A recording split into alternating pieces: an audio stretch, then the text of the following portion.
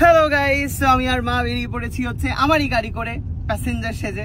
আমরা যাচ্ছি হচ্ছে শঙ্খজিতের বাড়ি গৃহপ্রবেশে। আমি যদিও জানি না শঙ্খজিৎ বাড়িটা দেখাতে দেবে কিনা, বাট গাড়ি চালাচ্ছে হচ্ছে। হ্যালো, আমি অনন্যা চক্রবর্তী, আমার গাড়িটা দিয়েছে হাতে। কি সুন্দর চকচকিয়া গাড়ি চলছে রে রাস্তায়।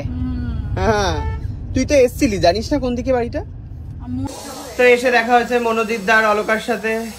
এটা হচ্ছে সেই বাড়ি, গৃহপ্রবেশের বাড়ি। জানি না গৃহপ্রবেশের বাড়ি দেখানো যাবে কিনা। কি সুন্দর সাজিয়েছে না? সুকান্ত তো শুয়েই পড়েছে। আলাপ করিয়ে দাও। এই শঙ্খ, এটা হচ্ছে শঙ্খজিৎ। শঙ্খজিতেরই বাড়ি এটা। কনগ্রাচুলেশন। আর বউকে দেখাও। বউ হচ্ছে এটা হচ্ছে বউ। হ্যালো। এটা একটা রুম, এটা হচ্ছে শঙ্কর, আর এটা হচ্ছে মা বাবার রুম।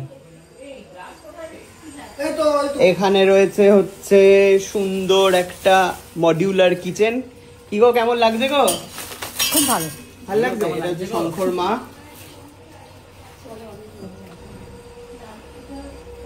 সুন্দর একটা ডাইনিং। আমার যেটা ইউনিক লেগেছে সেটা হচ্ছে এটাও ভালো, সেটা হচ্ছে নেম প্লেটটা। ভীষণ সুন্দর জিনিসটা।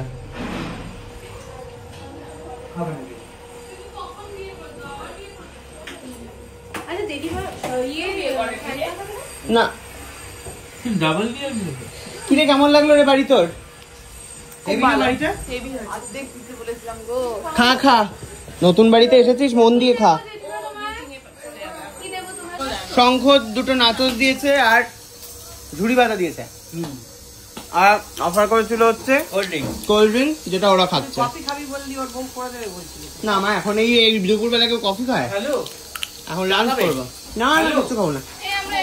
টাটা। গলায় সোনার চেন বানিয়েছে, শ্বশুর বাড়ি থেকে দিল নাকি গো? লজ্জা পেয়ে চলে গেল, লজ্জা পেয়ে চলে গেছে। তো এখানে আসার আগে আমরা গেছিলাম গ্যাস বুক করতে, সেটা নিশ্চয়ই সুকান্ত ব্লগে আপনারা দেখেছেন। কি রে, গ্যাসের লাইনে দাঁড়িয়ে কেমন লাগলো? এত সুন্দর গ্যাসের লাইন আমি কোনোদিন দেখিনি। কোনোদিনও দেখিসনি? কি মনে হচ্ছিল গ্যাসের লাইনে দাঁড়িয়ে? গ্যাসের লাইনে দেখে মনে হচ্ছে এত সুন্দর গ্যাসের লাইন, সারাদিন আমরা লাইনেই দাঁড়িয়ে থাকি। তাই তো যাই হোক, আমাদের গ্যাস বুক করা হয়ে গেছে। তো গ্যাস বুক করতে আমরা সবাই মিলে গেছিলাম। কি রে, তোর ব্যাপার বল, কেমন লাগলো গ্যাস বুক করে? গ্যাস বুক করতে গিয়ে যে এত ভালো ফিলিং হবে কোনোদিন ভাবতেই পারিনি। বলছিস তো?